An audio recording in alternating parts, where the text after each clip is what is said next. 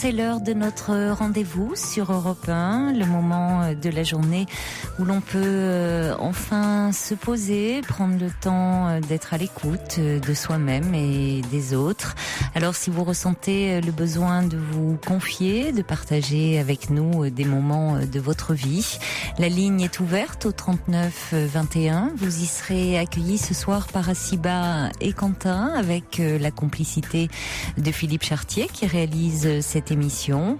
Et vous pouvez à tout moment nous envoyer des messages au 7 21 21 en commençant votre message par le mot nuit. Vous pouvez également nous écrire sur le site europe1.fr. J'ai eu quelques mails qui nous viennent de l'étranger. Un joli mail signé Fleur des Collines. C'est une jeune femme qui nous écoute, qui est au Maroc. Elle écoute l'émission depuis plusieurs années et elle dit: j'espère bien devenir une nouvelle amie de l'émission. Je voulais également saluer Sabri. Lui, il nous écoute de Tlemcen en Algérie et il me dit: j'ai acheté un lecteur MP3 rien que pour vous écouter, mais là je vous écoute en direct sur internet et ce depuis bien longtemps. Je voulais souhaiter un bon retour à Fifi également, nous dit Sabri. Vous voyez, les aventures de Fifi au Mexique parviennent même en Algérie. On suit ça de très près. Voilà, il est bien rentré notre Fifi. On va commencer Europe 1. Caroline Dublanche. Il est tellement bien rentré qu'il m'en coupe le sifflet. Ah, il a repris ses petites habitudes. Allez, on va accueillir tout de suite Leslie. Bonsoir. Oui, bonsoir. Bonsoir Leslie. Je ne sais pas si vous m'entendez bien. Oui, très bien. Et vous? Oui, très bien. Un peu émue. Oui, mais ça c'est normal. Vous allez voir, ça va passer. Dès que vous allez un petit peu vous exprimer. En fait, je vous appelle parce que je suis très mal dans ma peau. Parce que j'ai des relations très compliquées avec les garçons. Et je ne sais pas si c'est dû aux relations compliquées que j'ai également avec mon père. En fait, je suis un peu désespérée parce que je n'arrive pas à construire quelque chose de sérieux avec un homme.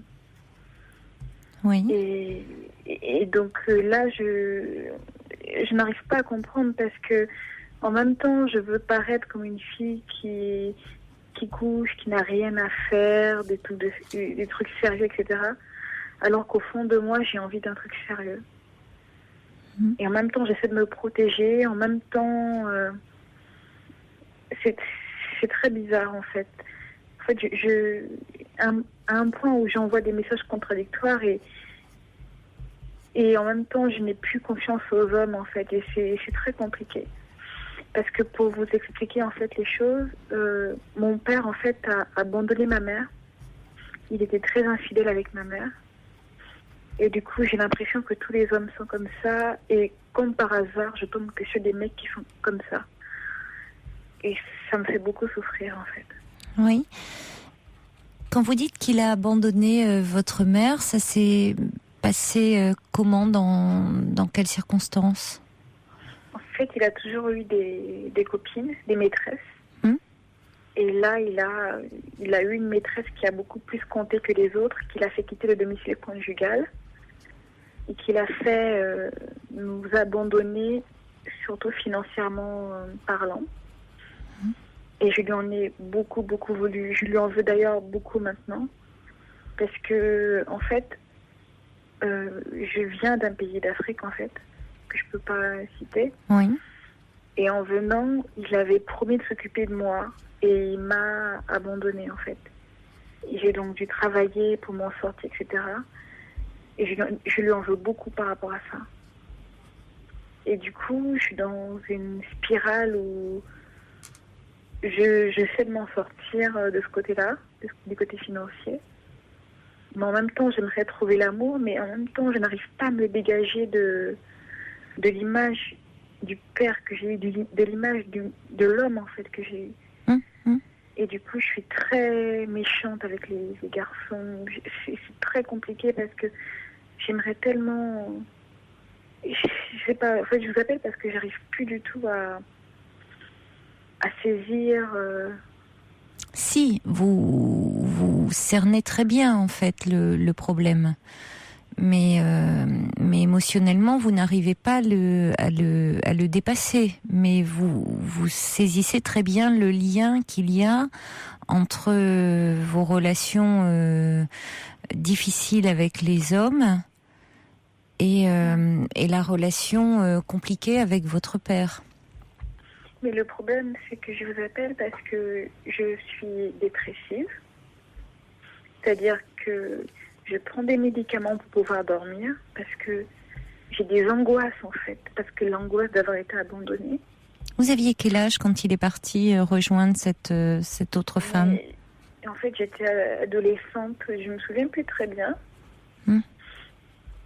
Je me rappelle juste des jours où, parce que ma mère est très croyante, donc on priait pour que mon père revienne, vous voyez. Et il n'est jamais revenu en fait. Il n'est jamais revenu à la maison.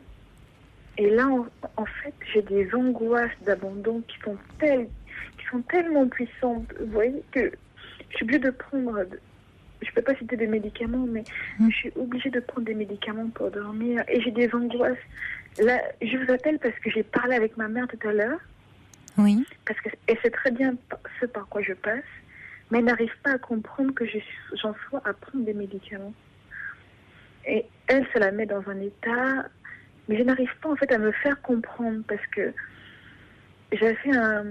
mon père en fait pour moi avant, j'avais un très très fort complexe d'Oedipe. Oui, c'est ça. J'allais vous demander avant qu'il ne parte, quelle relation aviez-vous avec lui ? Si vous voulez, j'avais un porte-clés, il y avait sa photo dans mon porte-clés. Parce que j'adorais beaucoup, beaucoup, beaucoup mon père. Il m'a même donné le nom de sa mère. Oui. Mais quand il a fait ce qu'il a fait, ça m'a vraiment... ça me met dans une situation où je suis angoissée, en fait. Je suis angoissée. J'ai des angoisses que je n'arrive plus du tout à calmer. Quand je ne prends pas des médicaments, je n'arrive pas à dormir. Je n'arrive pas du tout à faire comprendre parce que ma mère me dit il suffirait que. Qu'est-ce qui vous angoisse finalement là quand vous vous sentez aussi angoissée ? À quoi pensez-vous ? Je me dis déjà que parce que j'aimerais construire une famille, mais je me dis que l'homme que je vais rencontrer va me tromper. Et c'est-à-dire, il va me tromper, il va se moquer de moi pour parler poliment en fait. Et j'ai l'angoisse d'être abandonnée. Et après, il y a ça que j'arrive à expliquer, mais après, il y a tout le côté que je n'arrive pas du tout à expliquer, le côté être angoissée, tout simplement en fait. Un peu irrationnel, oui. Sur lequel vous n'arrivez pas à mettre de mots. Voilà, c'est ce côté-là, en fait. Mais quand il est parti rejoindre cette femme, est-ce qu'il a continué à vous donner des nouvelles ? Parce que vous êtes resté en Afrique et lui est parti... ça se passait en Afrique à ce moment-là ? Oui. Donc, il était toujours en Afrique. Il était toujours en Afrique, mais est-ce qu'il a continué à vous donner des nouvelles à vous ? Non, justement. En fait, le problème, c'est que cette femme-là a su que sa vraie rivale, c'était moi, en fait. Et du coup, elle lui a demandé de choisir et il a changé d'adresse. Et on n'a pas su, en fait, où il habitait. On a dû se battre pour trouver l'adresse et pour pouvoir... reprendre contact avec lui en fait. C'est tout ça que je lui reproche. Est-ce que vous avez des liens aujourd'hui avec lui ? Bon, en fait, depuis 2 ans, je ne lui parlais plus du tout. Et là, ce soir, il m'a appelé. Mais je trouve ça trop facile pour lui, en fait. Il vous a appelé ce soir ? Oui. Mais pourquoi ? Enfin, qu'est-ce qui a motivé cet appel ? C'est ma mère qui a organisé ça. Oui, pourquoi ? Parce qu'elle vous sent tellement mal, tellement perdue ? Parce qu'en fait, normalement, j'essaie de ne pas trop dire à ma mère quand je suis pas bien, mais là, j'avais besoin de lui dire parce que déjà, les médicaments que je prends me font dormir un peu tôt, et quand elle essaie de m'appeler, elle n'arrive pas à m'avoir. Et je lui ai dit, je sais qu'elle essaie de voir comment je vais. Et je lui ai expliqué ce qui n'allait pas, c'est la relation avec mon père. Elle a appelé pour qu'il puisse m'appeler. Oui. Mais vous voyez, en fait, maintenant, j'en suis à un niveau tel que tout est embrouillé, en fait, en moi. Comment ça s'est passé, cet échange avec lui ce soir ? Lui, il m'appelle. Mon père, c'est un séducteur, vous voyez. Mon père, c'est vrai qu'il a eu beaucoup de femmes dans sa vie. Il me sort le discours. Moi, je le crois pas, quoi. Bon, qu'est-ce qu'il vous a dit ? Oui. Manquer à quelqu'un. Je lui ai manqué. Que ces 2 ans sans me parler, c'était dur pour lui, etc., etc. Mais j'y crois pas en ça. J'y crois pas. Et pourquoi ? Parce qu'il a fait la même chose à ma mère, en fait. Oui, mais vous n'avez pas la même place. Vous êtes sa fille. Elle était sa femme. Mais j'ai du mal en fait. Mais oui, mais j'entends bien que vous avez du mal, Leslie. Parce que effectivement, tout est un petit peu confus. Quand vous dites, effectivement, vous utilisez parfois plus le nous que le je. C'est-à-dire, quand vous parlez de votre mère et de vous, vous avez commencé en disant, il nous a abandonnés. Alors que, au départ, il est parti pour une autre femme. Donc, il a, en premier lieu, quitté votre mère. Donc, il a quitté sa femme pour une autre femme. Après, vous dites, on priait pour que mon père revienne. Oui, oui. Bon, alors peut-être que tout a sa difficulté, tout a sa souffrance. Votre mère, à ce moment-là, vous a trop associé à sa difficulté et vous a trop prise pour un peu pour confidente. Enfin,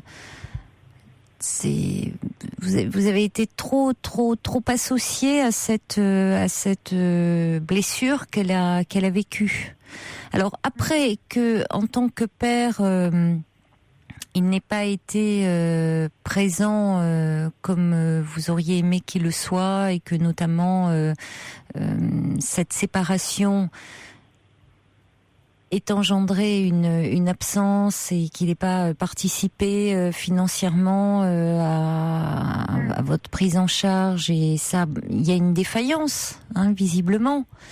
Mais comme ça peut arriver dans les séparations, où malheureusement parfois quand les séparations sont compliquées, ça arrive que l'un des conjoints ne donne plus suite, et que les enfants en fassent les frais.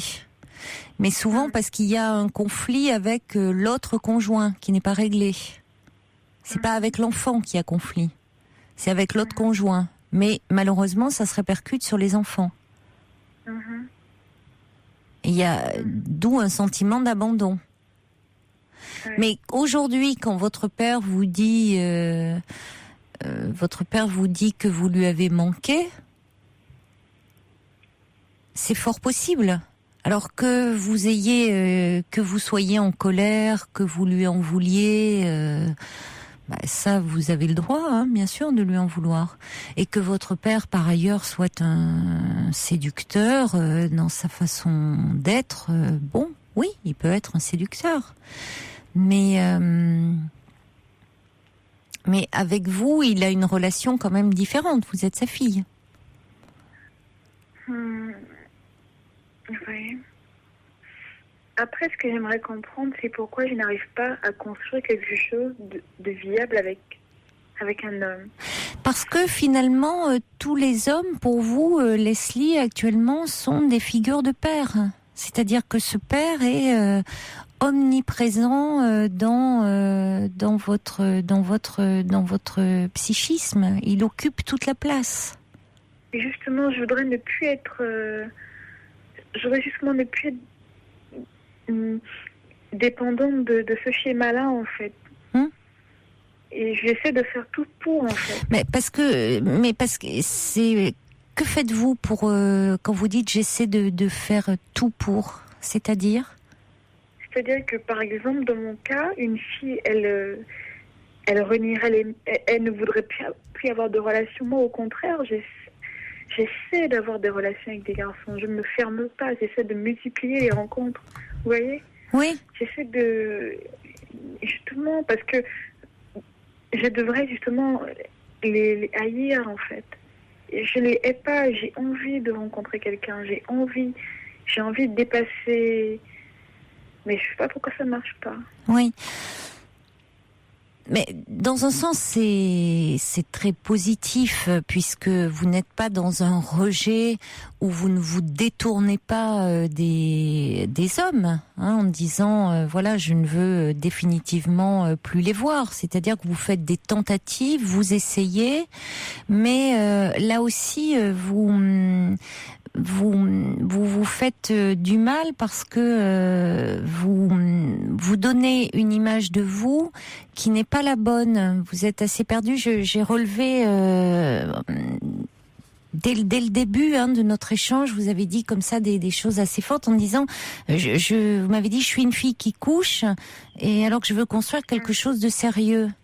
Oui, donc comme si qu'est-ce que vous vouliez dire? C'est-à-dire, vous pouvez développer un peu ça?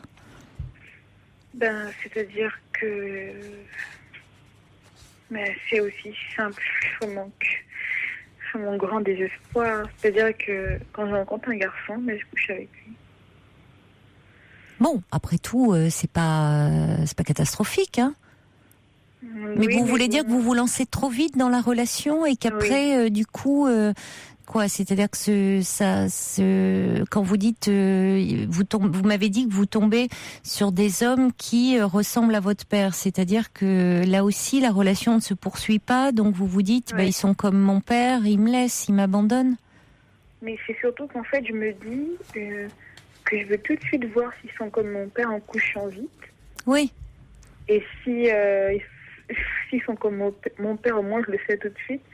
Au moins, je n'attends pas. C'est ça, en fait, qui me fait mal. Et vous voyez, là, il y a une relation qui vient de se terminer, où ça faisait 1 an que j'étais avec quelqu'un. Pendant 1 an, je l'ai quitté tous les mois, au moins. Parce qu'au début, je lui donnais l'impression d'être une fille qui couchait. Mais moi, je voulais qu'il se rende compte que c'était plus que ça. Mais je voulais qu'il soit mieux que mon père, en fait. Je voulais qu'il se rende compte...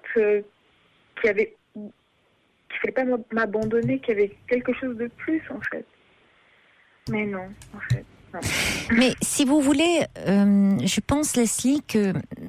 Bon, par rapport, quand vous dites que vous faites tout pour essayer de dépasser cette relation avec votre père, il y a d'autres façons d'en sortir. C'est... En travaillant et là-dessus et vraiment en parlant comme vous le faites ce soir parce que vous êtes vraiment une jeune femme très intelligente qui oui, ça s'entend, hein, il y a pas, enfin je veux dire on l'entend très vite.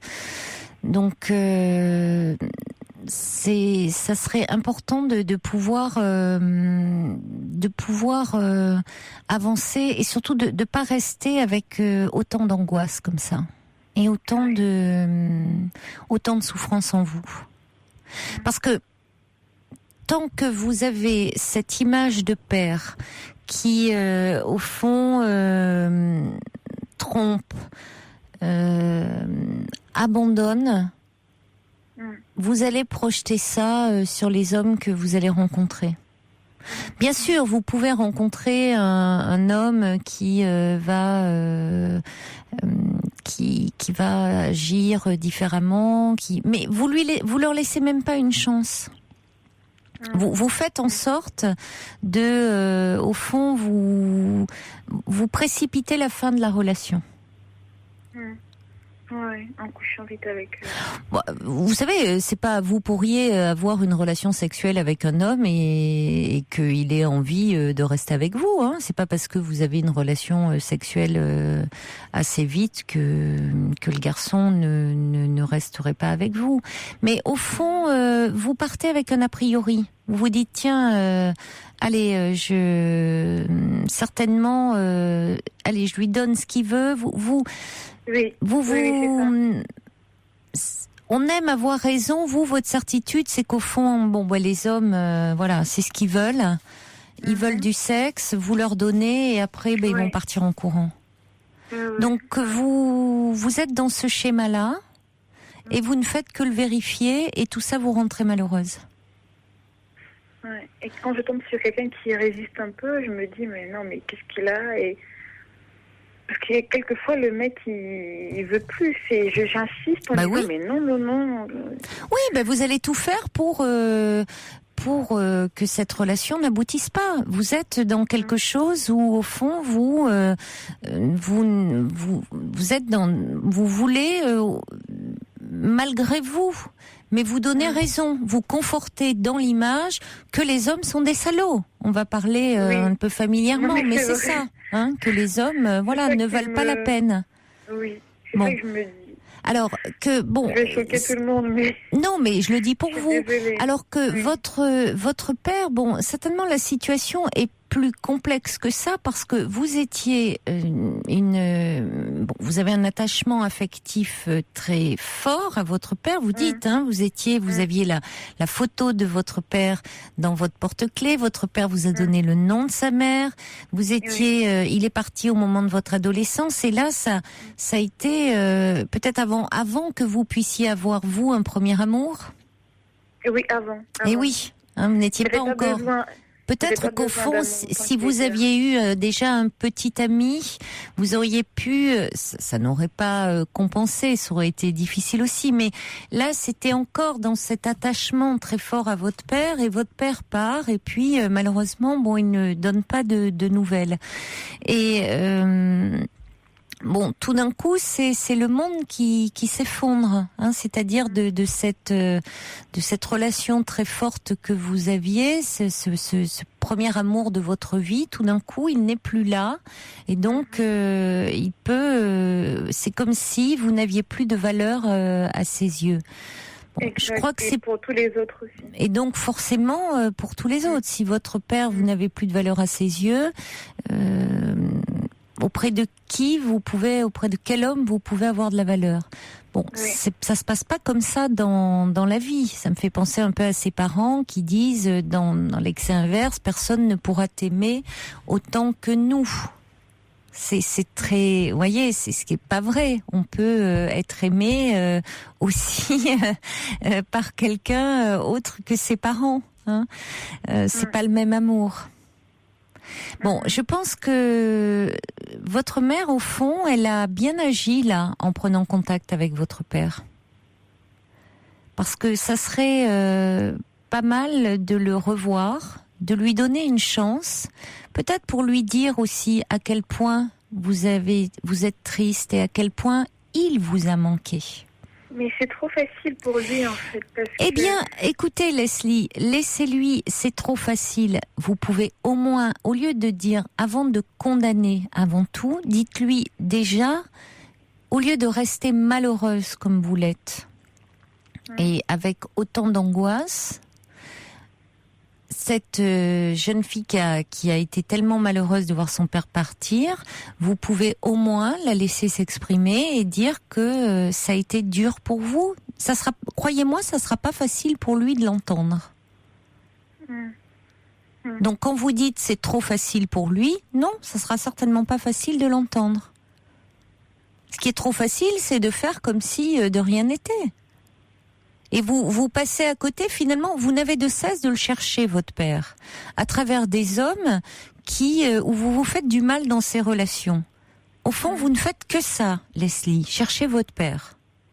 Oui, c'est vrai. Vous le cherchez, hein ? Bon, vous avez la possibilité de le trouver, de le retrouver, et peut-être effectivement de constater, comme dit un message qui dit l'adolescence ou la phase où on entre dans l'âge adulte commence lorsqu'on se rend compte que nos parents ne sont pas des héros. Bon, donc effectivement, c'est un peu mon père ce héros. Ben non, votre père c'est pas un héros. C'est un homme avec ses failles, ses manques, et oui, il y a eu une période où il a été défaillant. Eh bien, aujourd'hui vous êtes une jeune femme, je ne sais pas quel âge vous avez. 26 ans. 26 ans. Bon, oui, vous êtes une très jeune femme. Bon, eh bien, c'est peut-être l'occasion d'avoir une discussion avec lui et de dire que vous avez été malheureuse, vous êtes triste et que au fond, il y a un immense besoin d'être consolée. Peut-être qu'aujourd'hui, il peut être là aussi pour vous consoler. Mais parallèlement à ça, je pense qu'il serait important d'aller en parler un peu en thérapie. Mais si vous avez la possibilité de parler à votre père, qui a fait ce pas vers vous avec l'initiative de votre mère, qui je trouve une très bonne initiative, ne passez pas à côté. Il y a un métiste aussi qui envoie un petit message qui dit je retrouve dans ce que vit Leslie, ma propre situation. Mes relations avec les hommes n'étaient pas constructives. À 40 ans, j'ai fait une analyse qui m'a fait du bien et m'a libérée. Et puis Christophe qui dit tous les hommes ne sont pas des lâches. Les hommes aussi, les femmes aussi parfois font mal. Et puis la peur n'évite pas le danger. Donc il y a Jean-Claude aussi qui dit vous avez l'air de chercher à provoquer ce qui vous angoisse. Est-ce que vous ne voudriez pas venger votre mère ? Oui, vous avez ça c'est vrai. Ah oui. Oui. Ça je l'ai beaucoup fait. Oui. Mais c'est ça, vous avez porté la souffrance de votre mère. Il y a eu une collusion, vous avez complètement pris sur vous. Il y a certainement, il y a une trop grande à un moment proximité. Et Jean-Claude ajoute, vous avez figé la vie en une image, ce que vous appelez l'abandon de votre mère, alors que la vie, c'est le mouvement. Donc, il vous faut avancer, hein, et comme dit Cathy, réussir à distribuer amour et haine entre père et mère. Oui, parce que là, c'est très, ce qu'on dit un peu dans notre jargon, clivé, c'est-à-dire, pour faire simple, un peu très séparé, c'est-à-dire qu'il y a d'un côté votre mère sur qui vous portez votre amour, et puis votre père sur qui vous déchargez toute votre haine. Les relations sont plus complexes que ça. Toute votre haine après avoir mis tout votre amour sur votre père aussi. Ouais, c'est vrai que c'est compliqué. Oui, donc repensez un petit peu, réfléchissez à ce qui s'est dit, mais je pense quand vous dites comment avancer, par rapport à l'angoisse, si vous avez que vous preniez un peu c'est des anxiolytiques que vous prenez ? Oui. Bon, si ça vous a été prescrit par un médecin généraliste ? Médecin généraliste, oui. Bon, ça peut vous apaiser, mais vous savez, allez en parler de vos angoisses. Oui. C'est important aussi, parce que vraiment, en plus, vous élaborez, vous verbalisez très bien. Hein. Donc, demandez à votre médecin généraliste les coordonnées d'un thérapeute. Oui. Et puis, ne vous coupez pas de votre père. Allez lui dire ce que vous ressentez. C'est ça qui est pas facile. Mais je sais que c'est pas facile. J'ai pas envie de lui rendre la tâche. Ouais. Vous ne lui rendrez pas la tâche facile. Dites-lui à quel point il vous a manqué. À quel point ça a été difficile. Ouais.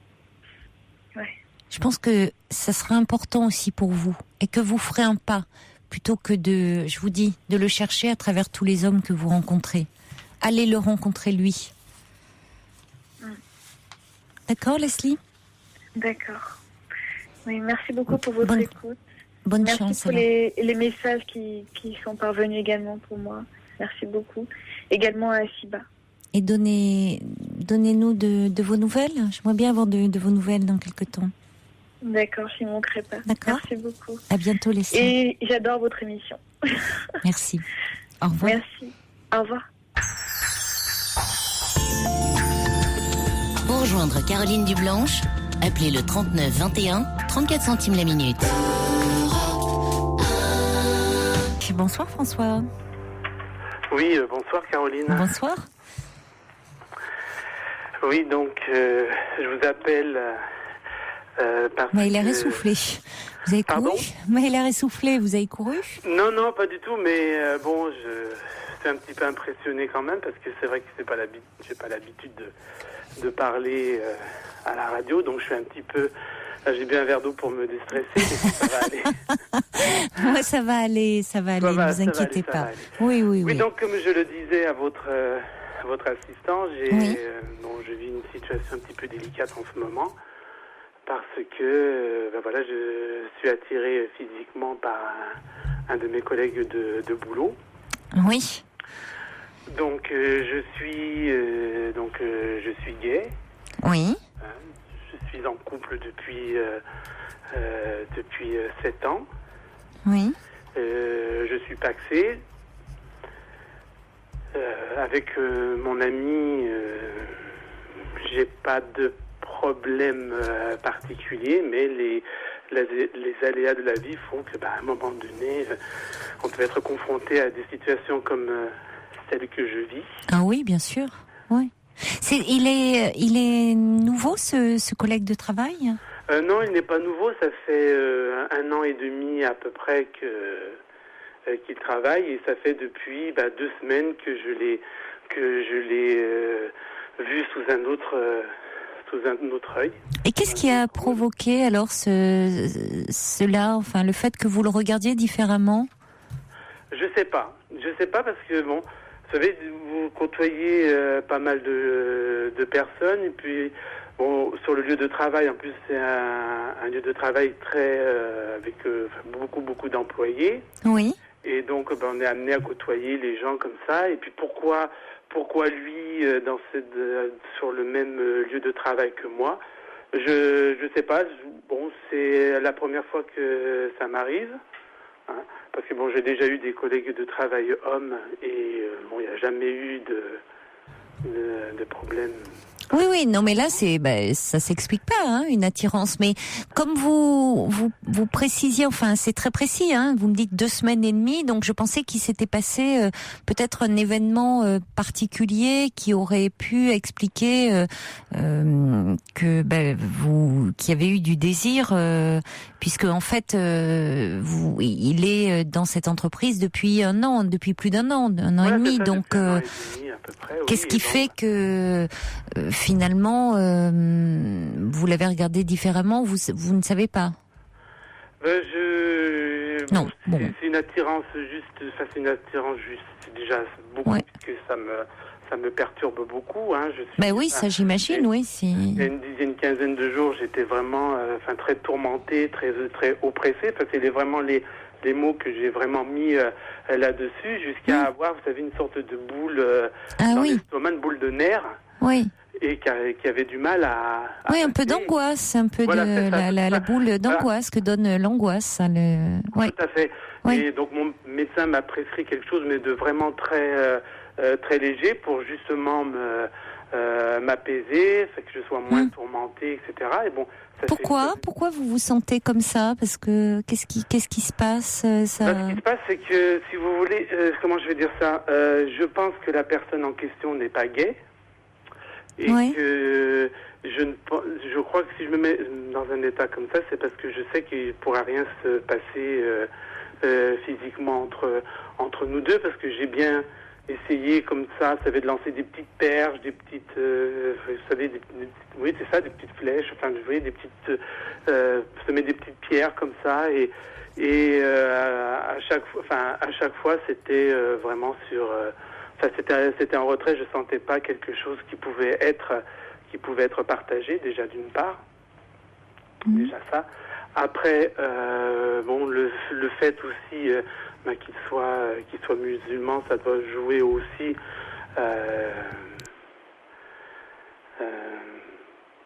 dans cet état de fait, parce que il n'est pas marié, il a une trentaine d'années, il n'est pas marié, il n'est pas non plus, je veux dire, en ménage avec quelqu'un. Enfin, vous voyez, c'est pas parce qu'il est seul qu'il est forcément qu'il soit forcément gay. Il peut être non, pas du tout. Voilà. Oui. Il peut être bisexuel, ou il peut être tout à fait hétéro, et que voilà. Oui.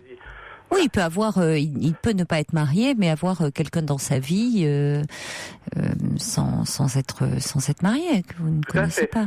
Oui, vous n'êtes pas suffisamment intime pour savoir au fond si vous voulez, on lance des quelle est sa vie. Avec des collègues de travail, on discute de différents sujets, etc.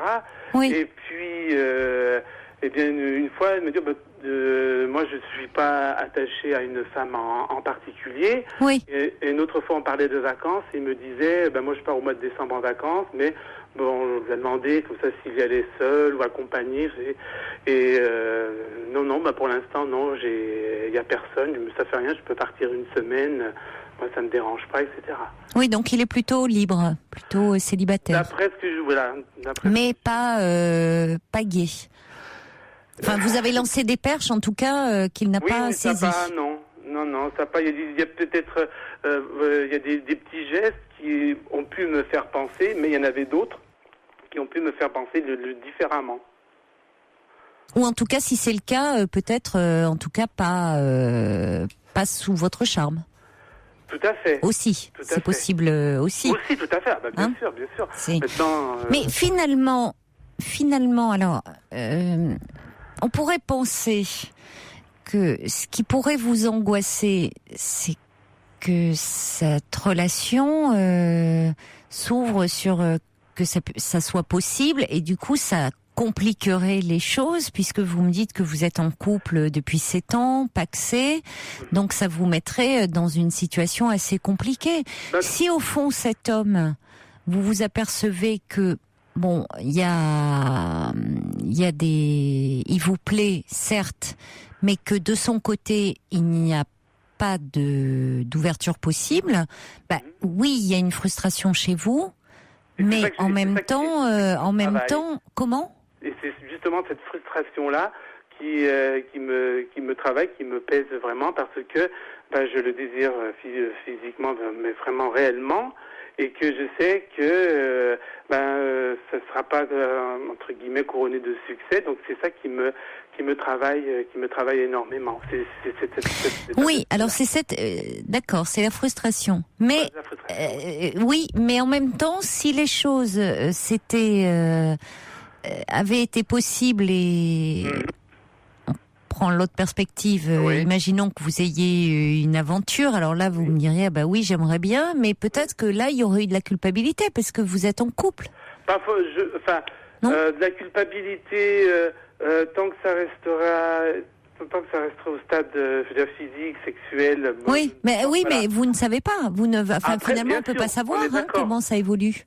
On est d'accord. Je suis d'accord avec vous. Mais là, déjà, c'est cette première étape si vous voulez, vous auriez bien aimé la voir. Par palier, voilà. Déjà, voilà. Oui, mais alors, moi, je vais vous dire, François, parce que c'est quelqu'un avec qui vous travaillez quand même assez souvent. Tout à fait. On passe 8 heures. Donc, en ce moment, il est possible que d'ici quelques semaines, il accède à un autre poste et quitte notre lieu de travail. Ça serait pas mal, ça, pour vous. Voilà, c'est ce qui faciliterait effectivement la résolution de mon problème. Ça resterait toujours présent, mais ça s'estomperait parce que, écoutez, ça s'est pas présenté. Tant pis, c'est dommage, mais ma foi, c'est que ça devait pas se faire. Oui. Et puis après j'en prendrai, si vous voulez, mon parti. Mais c'est vrai que de l'avoir sous les yeux. Alors de l'avoir sous les yeux, si vous voulez, ça me fait du bien aussi, parce que bon, il est à côté de moi, on discute, oui. Mais dans un autre sens, quand je rentre à la maison ou quand j'ai des jours de repos, ça me travaille parce que je pense à lui, donc je fais d'autres choses, je m'occupe, etc. Mais ça me ramène toujours. Il y a toujours un moment donné dans la journée où ça me ramène à lui. Et dans votre couple, pendant ces 7 ans, jusque-là, vous avez eu des incartades comme ça ou Oui, j'ai eu des incartades, oui, bien sûr, oui, j'en ai eu. Oui.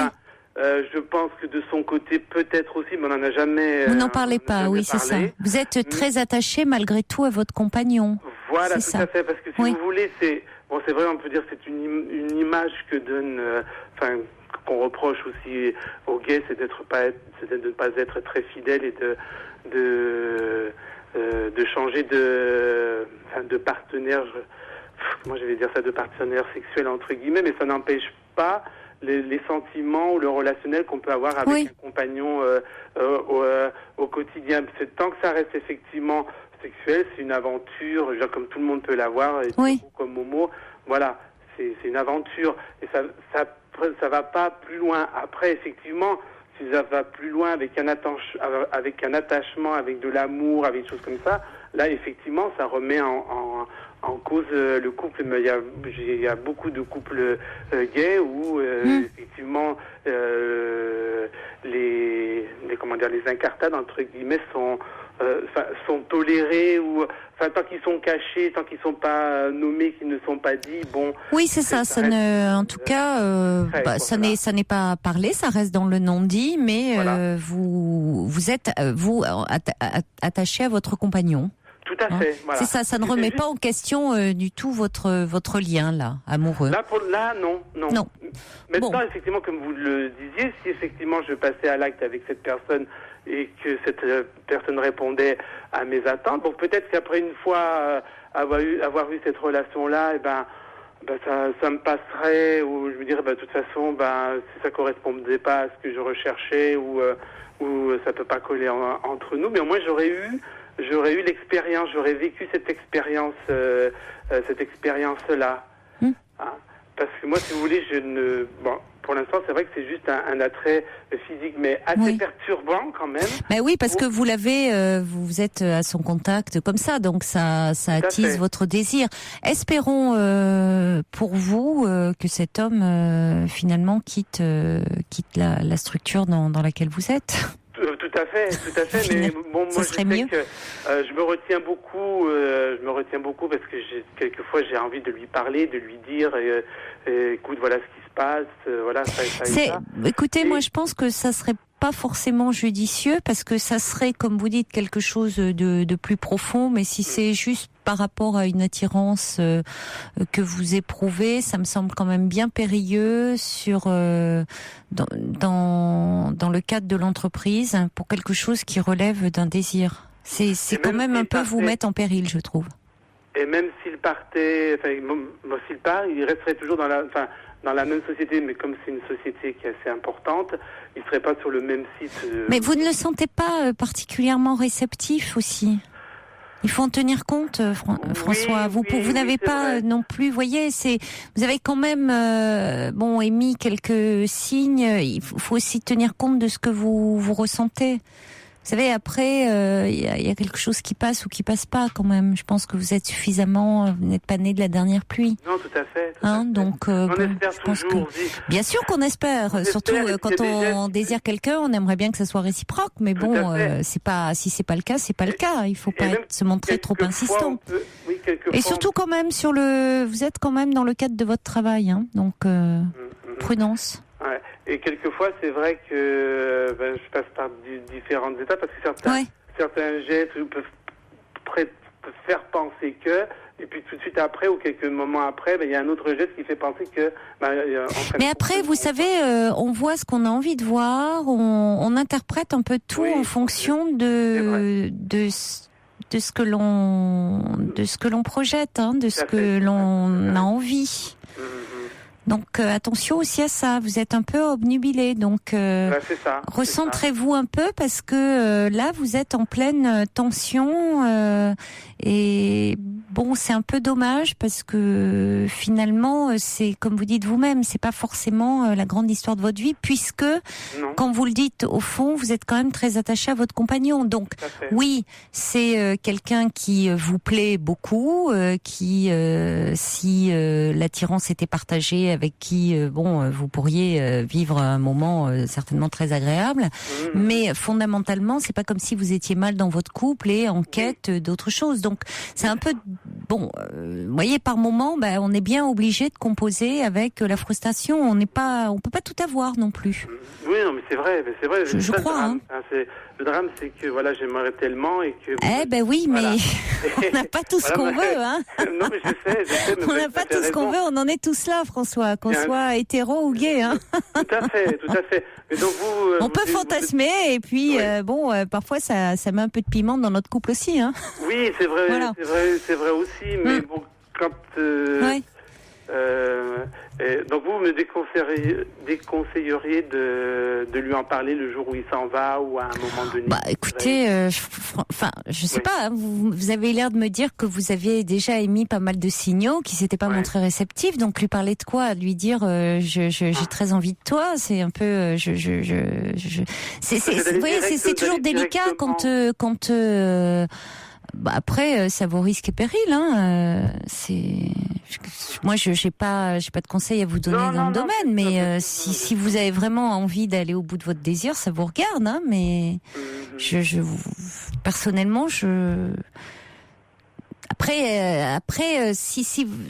on peut aller au devant d'un râteau, hein. Oui, non, mais au moins, la râteau. Il y a des gens qui ont besoin d'aller au devant, pour être sûr que voilà. Pour se dire, de toute façon, c'est non. Bon, maintenant, fais tout pour t'enlever de l'esprit. Ça va être difficile, ça va prendre du temps. Mais c'est fou quand même. Voilà, il veut pas, et ça l'intéresse pas. Oui, mais vous savez, on peut être un peu, vis-à-vis de l'autre, c'est quand même.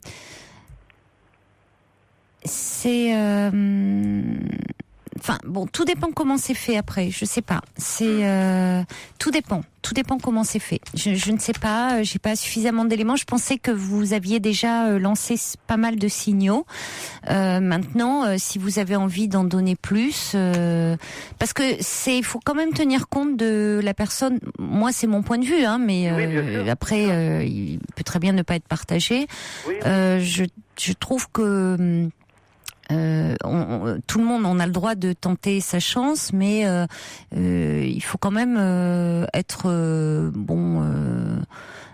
pas trop lourd vis-à-vis de l'autre. Après c'est ça, moi je parle.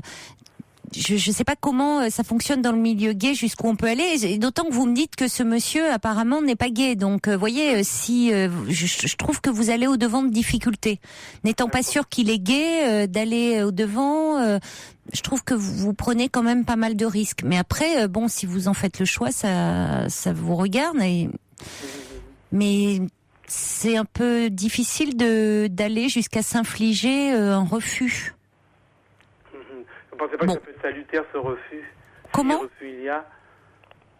Pardon? Vous pensez pas que ça peut être salutaire, ce refus, si refus il y a? C'est un peu masochiste, hein, très clairement. Oui. Je trouve ça assez masochiste, personnellement. Mais ça peut permettre peut-être de rebondir et de dire, de toute façon, au moins t'es allé jusqu'au bout de ta démarche.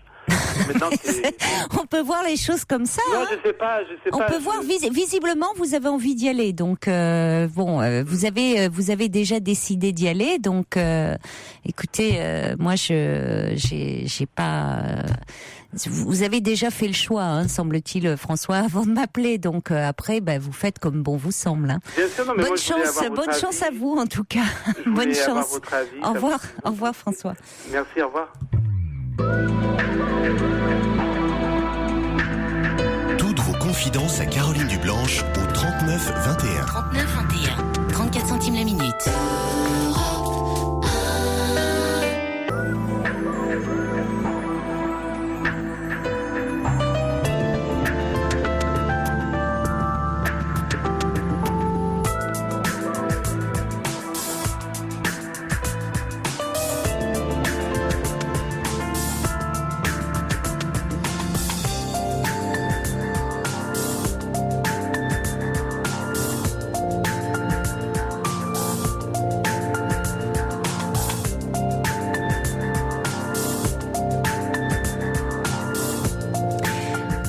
La nuit continue sur Europe 1 avec tous vos témoignages au 39 21. Également toutes vos réactions qui arrivent par SMS au 7 21 21.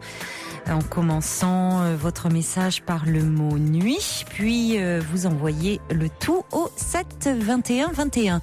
Alors justement, des messages qui arrivent pour François. François qui est en couple depuis 7 ans, qui est pacsé, et puis qui depuis 2 semaines et demie a flashé sur un collègue de travail et qui a envie de dire, va envoyer des signaux un peu à ce collègue, mais bon, il n'y a pas trop de réaction. François d'ailleurs pense qu'il n'est pas gay, mais il a envie quand même d'aller lui faire part de ce qu'il ressent, tout en disant qu'il se sent bien dans son couple.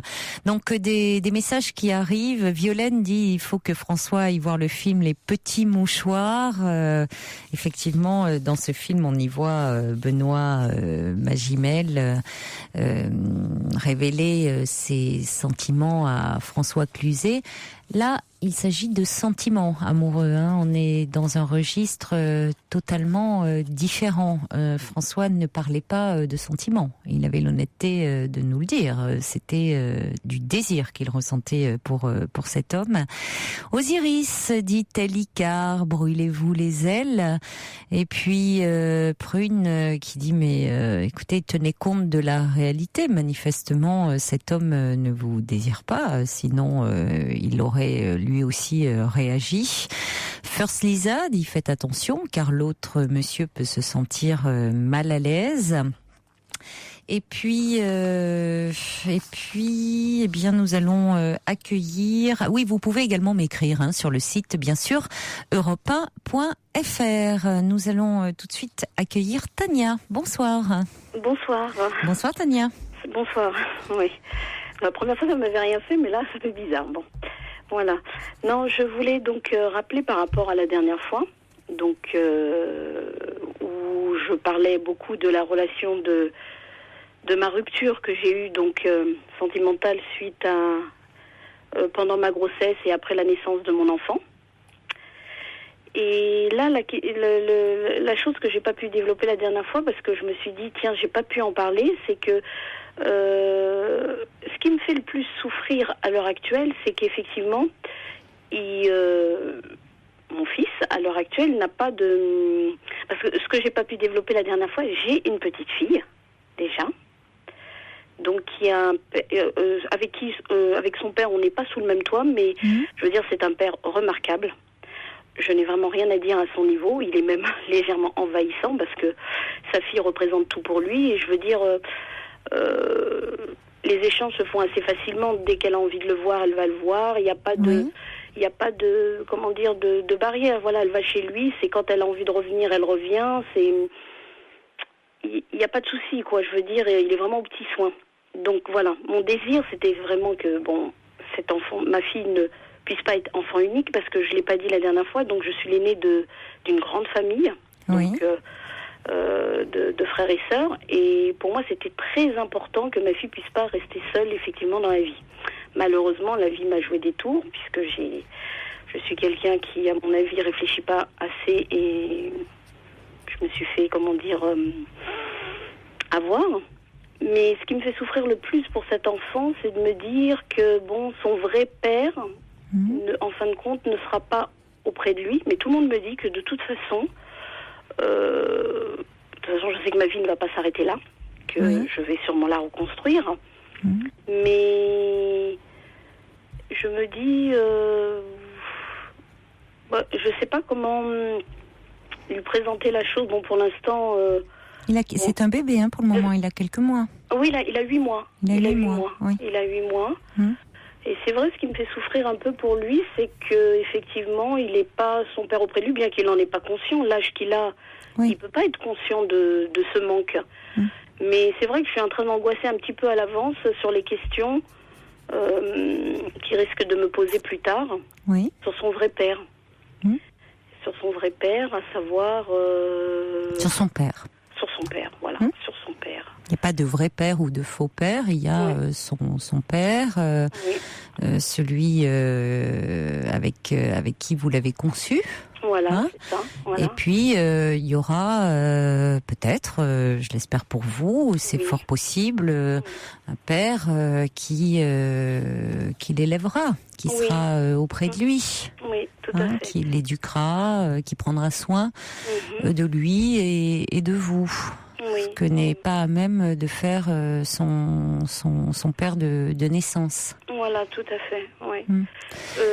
Vous pourrez lui parler de son père, comme vous pouvez lui raconter qui il est, lui parler de lui. C'est de ça dont il aura besoin, votre fils. Oui, mais il y a des choses peut-être qui ne seront pas trop racontées. Oui, lui dire que c'était un homme perturbé qui à sa naissance est parti en plus pour une autre dame, pour une autre femme.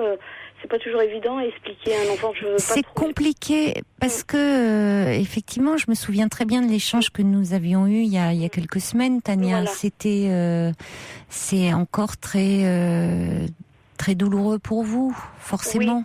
Mais sentimentalement, moi, je sais que pour mon bien-être, cette rupture, de toute façon, elle était nécessaire. Je le sais qu'il le fallait parce que, j'ai continué mon suivi, je continue à me faire suivre, aider et tout. Et je sais très bien que pour mon équilibre, il la fallait. Mais ce qui est dommage, c'est qu'effectivement, il y a cet enfant au milieu. Donc, il y a cet enfant au milieu qui fait que des fois, il y a toujours cette blessure pour cet enfant qui n'a pas son père auprès de lui. Et comme je dis, des fois, je me sens coupable de ne pas avoir eu le bon père pour lui. Mais malheureusement, c'est la vie, c'est comme ça, quoi. Mais vous ne savez pas, en plus, au fond, de quoi l'avenir sera fait, hein ? Oui, c'est vrai. Peut-être que cet homme-là n'est pas à même d'être un père actuellement avec un bébé trop en conflit, mais il pourra être peut-être prendre contact avec son fils plus tard. Alors évidemment, le temps perdu, ça se rattrape pas, mais ça ne veut pas dire que votre fils n'aura jamais de lien avec son père. Oui, voilà, c'est ça. Donc après tout, ça vous n'en savez rien. Il faut toujours laisser une porte ouverte. Maintenant, lui dire que c'est un homme perturbé, je crois qu'il fait ce qu'il aura besoin de comprendre. Si évidemment, il vous dira pourquoi il n'est pas là. Lui expliquer que c'est en fonction de son. Après, il faut s'adapter à l'âge de l'enfant en fonction de ce qu'il peut comprendre. Les questions, elles dépendent évidemment de son niveau, de sa capacité de compréhension. Donc, il va pas. À un moment, il pourra comprendre que son histoire a fait qu'il ne parvenait pas à être un père. Oui. Et que c'est pas la première fois que ça se produit, donc que c'est pas lui qui est en cause en tant qu'enfant, qu'il n'est pas responsable de ça, que c'est pas lui qui l'a abandonné. Oui, tout à fait. Moi, j'ai compris ça aussi. Effectivement, moi, je me dis, c'est pas forcément lui, c'est un ensemble de choses, mais lui est au milieu, quoi. Parce qu'un enfant, si vous voulez, évidemment, il ramène tout à lui, à son niveau d'enfant, c'est bien normal. Donc un enfant, et c'est là où c'est important de mettre les bons mots là-dessus, peut penser que si son père ou sa mère n'est pas là, c'est parce que il a fait quelque chose de pas bien, ou parce qu'il a été pas suffisamment bien, pas suffisamment gentil, et que donc il a été abandonné. Oui, tout à fait. C'est vrai qu'il m'a demandé à quelques reprises, mais dans un état, je pense, de perturbation totale, de le prendre. Il m'a proposé de le prendre. Mais je m'y suis toujours opposée, puisque de toute façon, il est logé.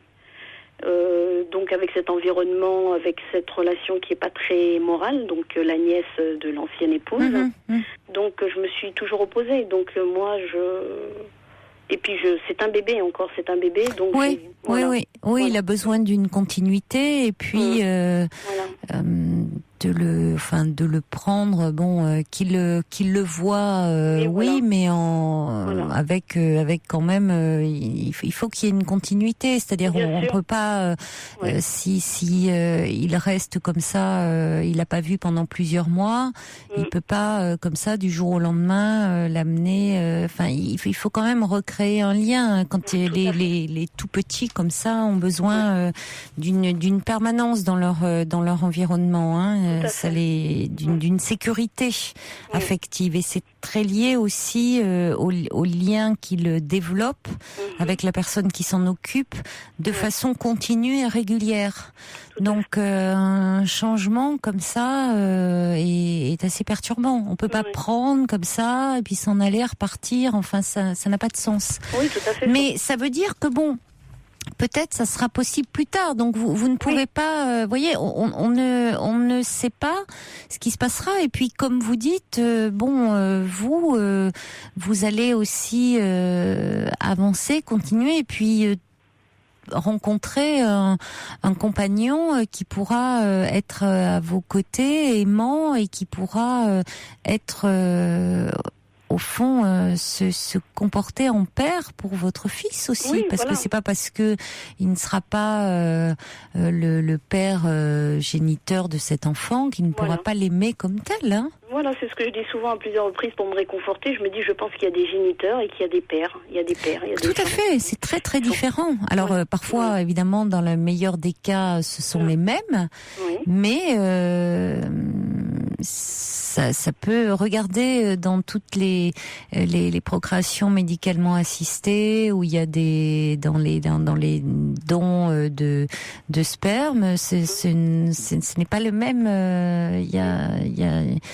Il y a un homme qui donne son sperme et il y a un autre homme qui est là, qui s'occupe de l'enfant au quotidien, qui veille sur lui, qui le fait grandir, qui se lève la nuit quand il va pas bien. Enfin ça n'a rien à voir. Donc être père, c'est pas seulement donner des gamètes. Oui, voilà, c'est ça. Ouais. Comme être mère, d'ailleurs. On oublie que la maternité n'est pas seulement un processus physiologique, ne consiste pas à porter un enfant et à le mettre au monde, c'est aussi un processus psychique. Mettre au monde un enfant, c'est aussi quelque chose de complexe. Et d'ailleurs, les personnes qui adoptent un enfant, elles le mettent au monde aussi psychiquement, cet enfant. Hein. Oui. Mais c'est vrai qu'avant, j'ai eu des moments, des étapes où vraiment je me rendais malade. C'est par exemple, il a commencé à marcher à quatre pattes. Je me disais, son père ne voit pas ça. Donc là, il a 2 dents qui sont sorties. Son père ne voit pas ça. Et je me rends malade à la place du père. Et les gens me disent, mais écoute, c'est lui le perdant. C'est lui qui ne voit pas son enfant. Et c'est vrai que ça me faisait mal. Je sais pas. Oui, mais je pense que ça vous rend malade parce que, je sens quand même, et j'en suis heureuse pour vous, Tania, que je vous sens plus apaisée que la dernière fois où on s'était parlé. Oui, tout à fait. Oui. Donc je pense que heureusement, il y a la prise en charge, votre entourage aussi familial, quand même, est très présent pour vous. Donc heureusement, vous êtes bien entourés. Parce que c'est vrai que ça a été très difficile, ce que vous avez vécu et pendant la grossesse et puis après. Donc heureusement vous êtes bien soutenus, bien entourés. Donc évidemment tout ça, ça laisse des traces encore et c'est normal que ça vous rende malheureuse, mais certainement plus malheureuse que votre bébé, parce que lui, ça le rend pas, il est pas malheureux de ça. Lui, vous êtes à ses côtés et c'est ce qui est important. Et apparemment, même là, dans la relation que vous avez avec lui, vous êtes plus du coup recentré sur lui, alors que la dernière fois, vous étiez tellement déchiré par cet homme, tellement abîmé qu'au fond, votre fils était un peu peu presque secondaire. Alors finalement, maintenant, ça y est, toute votre inquiétude se concentre sur votre petit garçon. Il y a un peu un déplacement de votre angoisse. Voilà, bon, vous allez un peu continuer à travailler ça. Vous allez voir, vous allez vous apaiser. Oui, tout à fait, avec le temps, tout à fait. C'est vrai que quand j'avais donné mon appel, ça datait, il était passé il y a 2-3 jours. Effectivement, il avait joué son côté manipulateur avec les regrets et tout. Donc, je me suis réembarquée là-dedans. Mais c'est vrai que maintenant, j'essaye effectivement de prendre du recul et de comment dire, de le gommer un petit peu, comme on dit, mais voilà quoi. Vous pouvez pas en même temps le gommer parce que, comme vous dites, il y a eu cette histoire et puis il y a votre petit garçon qui est là. Mais en tout cas, en tant qu'homme, vous savez que c'est un homme qui n'est pas fiable pour vous, pas en tant que compagnon.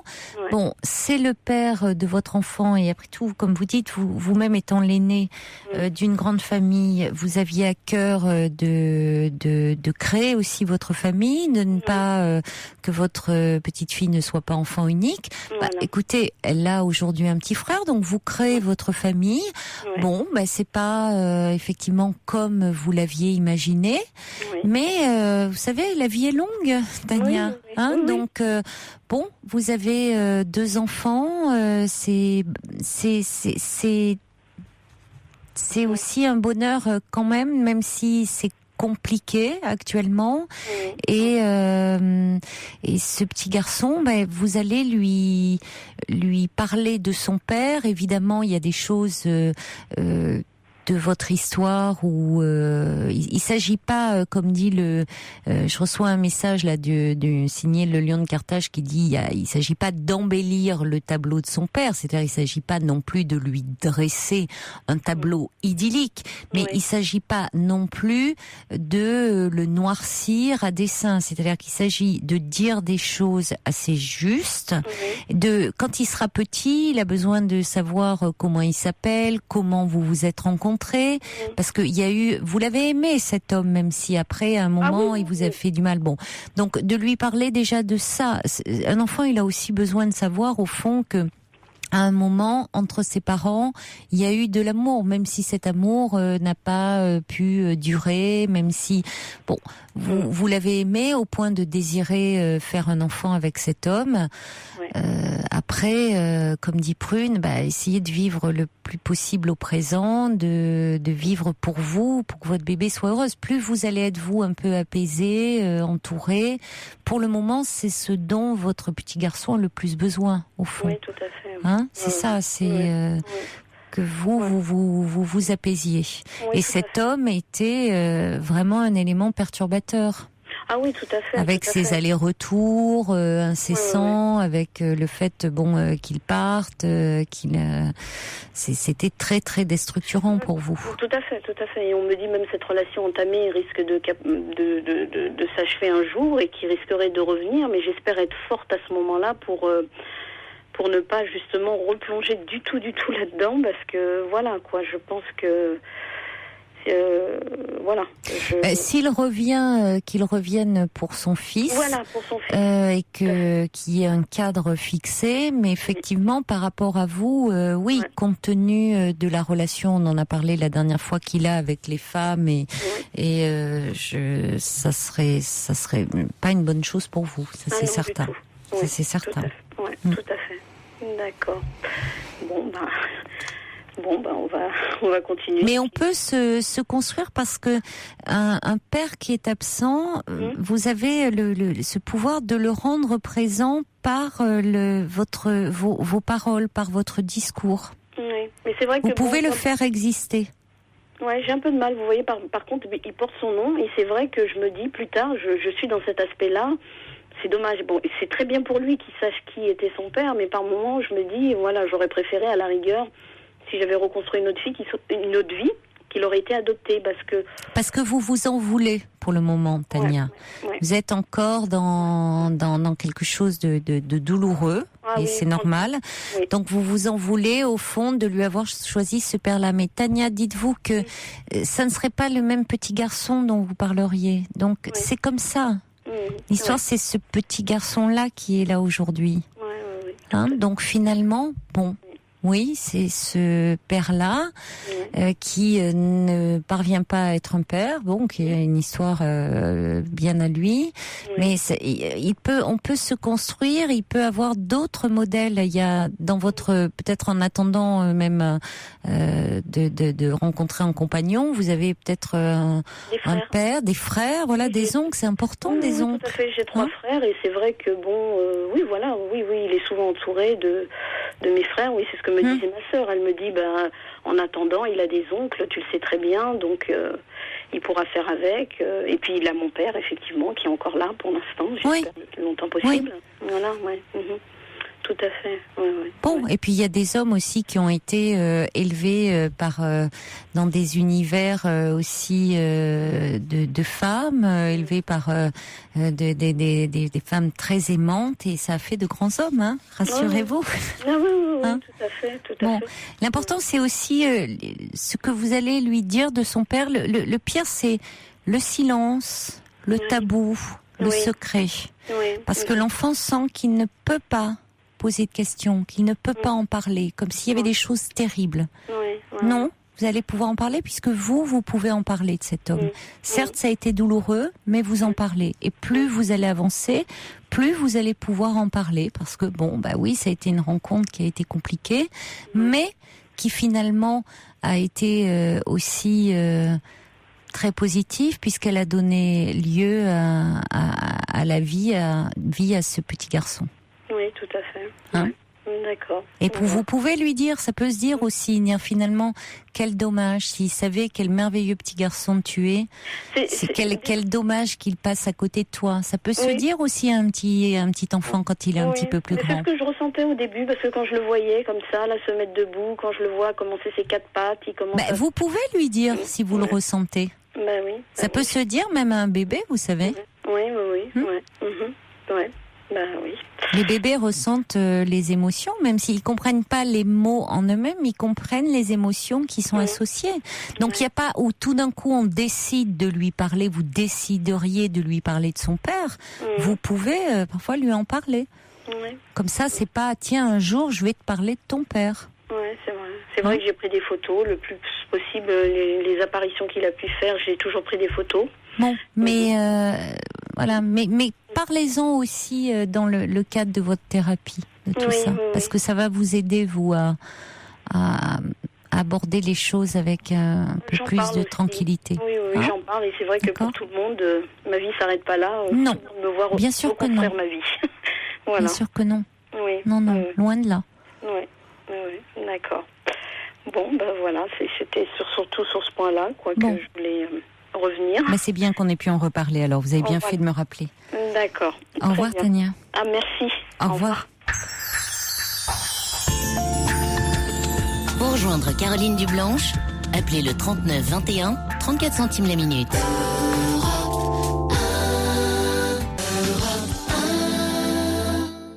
Des messages qui arrivent au 7 21 21 pour Tania. Catherine qui dit c'est vous qui allez aider votre fils à construire sa vie. Dites-lui la vérité sur son papa. Sa vie sera douce. Et puis un autre message qui dit l'enfant a besoin de savoir qu'il est le fruit de l'amour. Un petit message pour Adèle qui m'a envoyé un courriel qui dit je venais de commencer à rédiger un message il y a 1 minute et tout d'un coup la fenêtre du message s'est comme évaporée. Alors je ne sais pas si vous l'avez reçu. Non, j'ai votre courriel entre les mains, mais juste pour dire ça, j'ai pas de message, Adèle. Hein. Ça s'est vraiment évaporé. Un petit message pour Frédéric on tombe sur votre répondeur. Frédéric, vous étiez en voiture, vous aviez entendu le témoignage de Leslie. Vous vouliez témoigner, sauf que vous étiez dans la situation du papa de Leslie. Vous aviez quitté votre épouse il y a 10 ans. Vous avez aujourd'hui une fille de 24 ans. Vous ne vous parlez pas beaucoup et vous auriez bien aimé témoigner. Ça aurait été intéressant d'avoir votre témoignage de père après avoir entendu Leslie qui avait des angoisses d'abandon très très fortes suite à la séparation de ses parents. Mais bon, on tombe sur votre répondeur. Même chose pour Christophe qui dit: ce premier appel me rappelle le cas de ma fille qui, suite à mon divorce avec sa mère lorsqu'elle était petite, n'engage pas de relation avec des garçons afin de ne pas risquer d'être abandonnée. Ça serait bien d'avoir des témoignages de pères sur ce sujet. Bonsoir Claudia. Bonsoir Caroline. Bonsoir. Vous allez bien? Ça va bien, je vous remercie. Ben alors, moi je vous appelle parce qu'en fait, j'en veux toujours à ma mère. Alors je fais une thérapie depuis longtemps, ça m'a fait beaucoup de bien. Je vais vraiment beaucoup mieux. Mais j'ai un petit problème, c'est que quand je repense aux choses que ma mère m'a dites, parce que j'ai une excellente mémoire, ça me fait toujours très très mal. Oui. Et en fait, ça me met dans un état, même physique, ça m'oppresse. Oui. En fait, et le pire, c'est que je peux pas lui dire, parce que moi, je suis pas quelqu'un de méchant, et j'ai jamais pu lui dire, ma mère. Et en fait, elle m'a fait vraiment beaucoup de mal. Et surtout verbalement. Elle m'a jamais accompagnée, elle m'a jamais soutenue.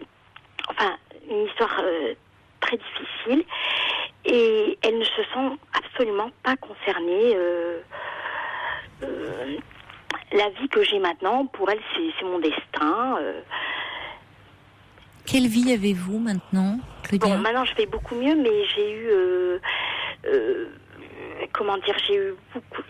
pendant très longtemps, j'ai pas eu de métier. Je suis pas mariée, j'ai pas d'enfants.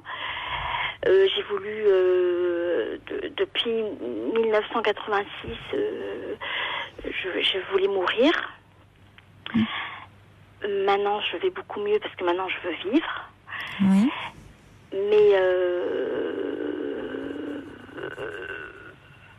voilà, mais elle s'est jamais sentie concernée. En plus, une aberration totale, c'est qu'elle a rejeté mes origines arabes parce que moi, ma mère est française et mon père était marocain. Oui. Donc ça, je comprends pas. Donc comment j'aurais pu m'aimer en sachant qu'elle a rejeté une partie de moi, c'est-à-dire que j'avais 7 ans, on vivait en plus au Maroc, et elle vit toujours au Maroc. J'avais 7 ans et j'entendais les Arabes, que du mal sur les Arabes. Et ça, alors qu'elle était mariée donc à votre père et que vous viviez au Maroc. Oui, et ça, je n'ai pas appris ma langue arabe parce que j'ai voulu lui ressembler, être la française qu'elle voulait que je sois. Et ça m'est insupportable. Maintenant, bon, j'essaye de réparer les dégâts, je fais des cours d'arabe. Oui. Mais je trouve que... Et un jour, je lui ai dit comme ça, à 44 ans, je commence à m'apprécier. Et je lui ai dit, j'ai perdu beaucoup de temps. Et elle m'a dit, je comprends pas pourquoi tu t'es sous-estimée. Moi, j'aurais pu me sous-estimer vu comment mon père me parlait, ce qu'il m'a fait. Et ce qu'elle oublie, c'est qu'elle a reproduit. Et ce qu'elle n'a pas du tout conscience de ce qu'elle a fait. Qu'est-ce que faisait son père avec elle? Il lui parlait très mal. Il n'aimait pas les filles. Il a préféré son frère qui est né 10 ans après. Et il l'a maltraité verbalement. Et peut-être il y a des choses dont je ne suis pas au courant. Et moi ensuite, elle a préféré... chez nous, il y avait ma sœur, c'était la vedette, parce que je pense qu'elle avait le type européen. Malheureusement, tragiquement, cette fille qui était la vedette, donc c'est malsain dans une famille qui était la vedette, est morte tragiquement dans un accident de voiture. Donc, je peux pas vous dire toutes les méchancetés qui se sont passées, les comparaisons et tout, que par rapport à ma sœur qui n'est plus de ce monde-là. Vous aviez combien d'écart avec votre sœur? 2 ans. Oui. Donc, parce que on m'a dit des horreurs, quoi. Enfin, je parle de comparaison et avec quelqu'un qui n'était plus de ce monde-là. Donc, voilà. Et puis alors, ça me fait toujours très mal parce que j'arrive pas à lui dire. Et puis en plus, quand elle vient à Paris, elle me prend pour sa copine. Donc, elle veut que je sorte tout le temps avec elle. Et moi, comme j'ai attendu réparation, je suis sortie avec elle tout le temps. Et maintenant, je dis, ça suffit. Je veux bien sortir une fois de temps en temps. Mais je n'ai pas à sortir avec elle tous les soirs. Oui. Mais elle ne pense qu'à elle et comment dire,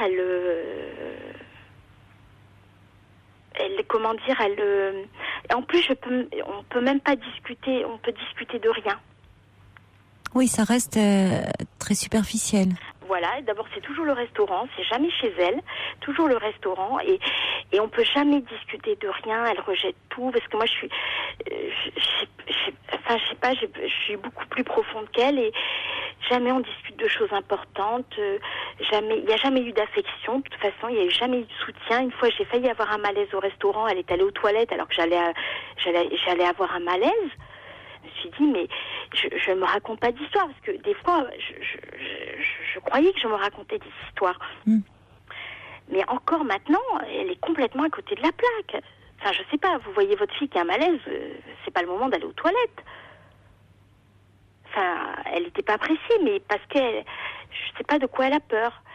Et en fait, moi, je peux pas lui dire tout ça, parce que j'ai peur de lui faire très mal. Pourquoi vous ne pouvez pas lui dire ? Parce que j'ai peur qu'elle se tue. Qu'est-ce qui vous fait penser ça ? Parce que je vais lui dire carrément des choses terribles, quoi. Vous avez peur que vos paroles tuent ? s'est jamais rendu compte. Ce que vous dites là, vous en parlez quand même. Même si vous avez eu envie à un moment de vous tuer, qu'il y avait une telle souffrance en vous qu'à un moment cette vie-là n'avait plus de sens, au fond, que vous avez même s'il y a des choses qui restent extrêmement douloureuses dans les paroles de votre mère quand vous y repensez, vous pouvez quand même en parler aujourd'hui et ça peut être entendu. C'est-à-dire que votre colère est contenue.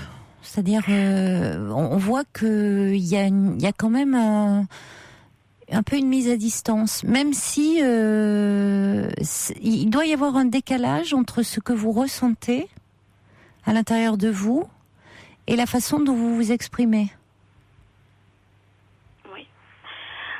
C'est fort, quand vous dites si j'en parlais, j'ai peur qu'elle se tue. Vous pensez qu'elle est aussi fragile que ça, votre mère ? Elle est très fragile, moi. Oui, mais pas au point de se tuer. Ah, je vais vous dire quelque chose. Je crois qu'elle m'a... Ma sœur a fait une thérapie, moi je fais une thérapie, on fait tous une thérapie. Mais oui, et pas elle. C'était elle, parce que elle avait de sérieux problèmes. Je sais pas pourquoi elle est partie au Maroc en plus, mais ce que je veux vous dire, c'est que je crois qu'elle a un problème, elle se rend même pas compte de ce qu'elle fait et de ce qu'elle dit, c'est terrible. C'est possible, oui. Je trouve qu'elle est borderline, c'est grave ce que je dis. Mais elle aurait dû... Elle est peut-être très immature. Ah oui, et très enfant. Oui, d'après ce que vous dites. On n'a pas eu de maman. Mais d'ailleurs, aujourd'hui, vous dites un peu, vous êtes la copine. C'est-à-dire, donc peut-être qu'au fond, avec des enfants, elle était assez démunie. C'est pas... la scène que vous décrivez... vous avez un malaise, elle part aux toilettes, elle est dans l'esquive, dans l'évitement, elle sait pas, pour le moins qu'on puisse dire, vous avez pas été protégée. Alors derrière ça, il y a quelque chose de par rapport à vos origines, vous dites effectivement c'est très perturbant puisque vous avez un père marocain et vous dites vous viviez au Maroc et elle dénigrait les Arabes. Donc effectivement c'était vous dénigrer puisque bon votre père était marocain. Et là c'est une situation assez folle. Elle s'est séparée de lui. Finalement, elle dénigrait votre père à travers... Non, elle ne s'est pas séparée de lui. Elle ne s'est pas séparée de lui. Elle vit toujours au Maroc avec votre père. Non, mon père est décédé. D'accord, votre père est décédé. Mais elle ne s'est pas séparée de lui. Non, et je comprends pas pourquoi mon père n'a pas mis le point sur la table parce que c'est elle qui a dominé. Et lui, comment il réagissait? Comment il réagissait quand elle s'en prenait aux Arabes? Il disait rien. Il ne disait rien. Non. Il était très effacé. Oui, il disait rien. Et on a tous eu un manque affectif très important. Même mon père, quand il a été très malade, il n'a pas été soutenu. Elle ne s'est pas donné ça. Oui, visiblement, elle ne sait pas, oui. Mais on en a souffert terriblement. Oui, ça, oui, bien sûr. Terriblement. Mais ce que je veux vous dire, c'est que elle n'aime pas quand je dis que je suis marocaine. Et c'est une richesse, les deux cultures. Oui, oui. Et elle en a fait un gâchis, elle en a fait quelque chose de monstrueux. Mais ça, est-ce que vous pouvez en parler? Dire au moins ça. Est-ce que vous aujourd'hui vous pouvez lui dire ou est-ce que elle ne supporte rien. Je lui ai dit un jour. Mais elle ne supporte pas. C'est-à-dire elle se met en colère. Elle se met dans une colère terrible. Oui, mais est-ce que vous pouvez l'affronter aujourd'hui ou est-ce que il s'agit pas de comment dire l'affronter. Il s'agit pas vous-même de vous mettre en colère parce que vous perdez de l'énergie au fond pour pas grand-chose mais quitte à dire écoute, je te laisse à ta colère, mais moi c'est comme ça. J'en ai suffisamment souffert étant enfant, que tu le veuilles ou non, ça fait partie de moi. Et après tout, tu m'as choisi un père marocain. Donc, arrête, regarde les choses en face. Je sais pas, qu'est-ce que...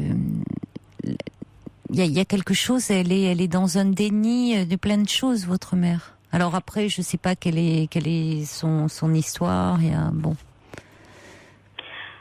Mais le problème, finalement, Claudia, c'est que on voit bien que cette histoire avec votre mère, elle a, et c'est souvent quand les mères occupent une place comme ça centrale et quand le père, lui, a été trop effacé, c'est que c'est très difficile après de comment dire, bien. Il faut tout un travail sur soi qui est soit indispensable parce que, comme vous dites, parfois si on faisait pas ce travail sur soi, peut-être qu'on serait tout simplement plus en vie. Mais ce travail sur soi, sur ses liens familiaux, c'est tellement long, compliqué que ça se fait aux dépens de la construction de sa propre famille. Alors, il est pas trop tard, parce que vous avez 44 ans. Enfin, je veux dire. Pour avoir des enfants, je sais. Vous savez pas parce que après tout, il y a d'autres possibilités. Il y a peut-être l'adoption, mais en tout cas, même pour former un couple, c'est-à-dire qu'aujourd'hui, à un moment aussi, par rapport à votre mère. Il faudrait aussi vous ne la changerez pas. Vous ne changerez pas votre mère dans ce qu'elle est. Mais peut-être aussi que il y a quelque chose que vous pouvez faire changer, c'est-à-dire vous restez toujours au fond et peut-être qu'il y a quelque chose qui a dû se mettre en place assez tôt ou parce que vous avez senti chez elle une immense fragilité. Ce qui est le cas, ça certainement. Mais vous continuez à la protéger. Alors je ne vous dis pas qu'il faut aujourd'hui être dans l'agressivité, dans la violence vis-à-vis d'elle, pas du tout. Mais je trouve que c'est dommage que vous ne lui disiez pas plus de choses. Et puis après tout, vous n'êtes pas obligé de sortir avec elle. Vous voyez, quand vous dites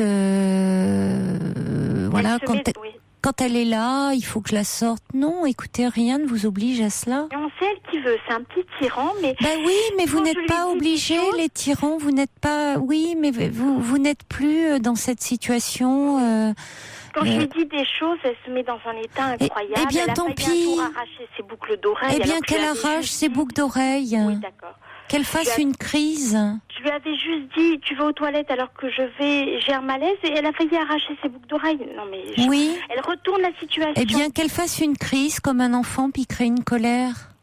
Et dans ces cas-là, dire, écoute, je ne suis plus, je n'accepte plus ça. Aujourd'hui, maintenant, moi, je ne veux plus. Tu n'entends pas ce que j'ai à te dire.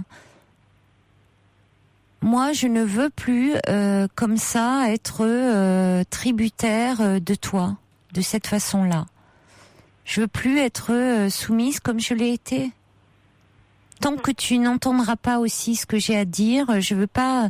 Puisqu'au fond, ça vous rend malheureuse. Vous vous voyez, mais vous n'arrivez pas à vous parler. Donc c'est une situation où, oui, vous passez du temps ensemble, vous allez au restaurant, mais comme vous dites, vous restez toujours dans la superficialité et dans la futilité. Parce qu'elle n'arrive pas à parler, à échanger. Pour autant, Claudia, vous n'êtes pas dans l'obligation et dans la contrainte de subir cela. D'accord. Vous avez aussi une vie à vous, même si ce n'est pas le cas et que pour le moment vous n'avez pas une vie personnelle, elle n'est pas obligée de tout savoir, votre mère. Et après tout, cessez de la protéger comme vous le faites. Oui. Elle n'est peut-être pas aussi fragile que vous le pensez. Elle est adulte, votre mère. Même si, je vous l'accorde, oui, elle est très immature, mais elle est adulte. C'est quand même le monde à l'envers.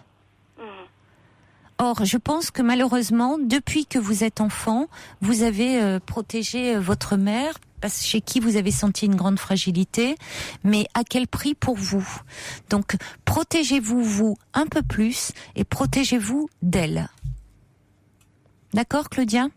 Bon courage en tout cas. Au revoir. 39 21, 34 centimes la minute.